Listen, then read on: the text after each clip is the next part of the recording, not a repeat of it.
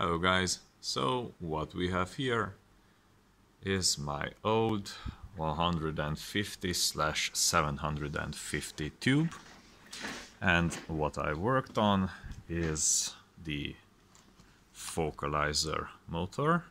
You can see this is the old hand controller. It's a bit worn and torn and all, but it still works. However, I don't really like it.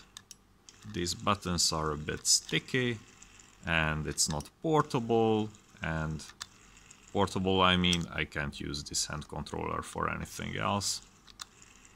This is the only tube with the only skywatcher motorized focalizer I have. This is for an aiming laser. It's not related.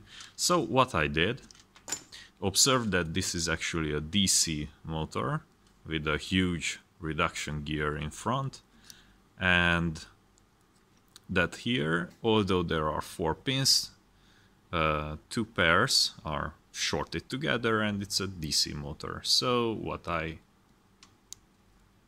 engineered here is this soap box. You may know it. It's an old soap box. It's something I've been working on since 2019, and as you can see I can switch speeds, and what do you know, when I turn the knob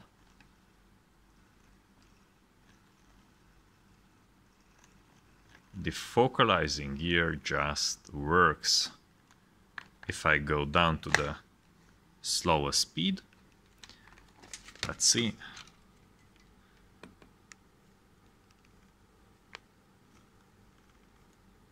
It's a huge backlash there in the gears, but I think it's visible now. Yes, it's visible. And since it's made with it's like a mouse. If I turn it in an aggressive manner, it also turns in an aggressive manner. If I just go tick, tick, tick, tick, tick,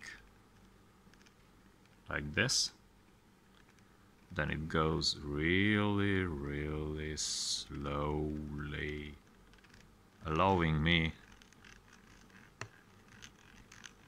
the resolution I want to focalize at. Okay.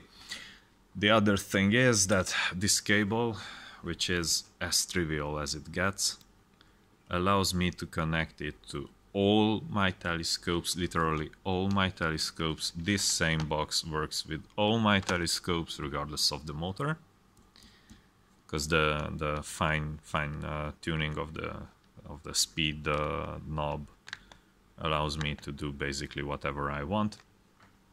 It works on all of my tubes, on the Maxutov, on the apochromatic refractors,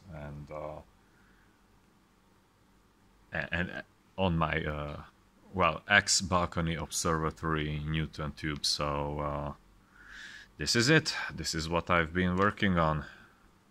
This simple adapter to make it all compatible. Oh yeah, and it's the same soap box I'm using for the hydrogen tube. So there's that. Anyway, thank you for watching. Clear skies. Bye bye.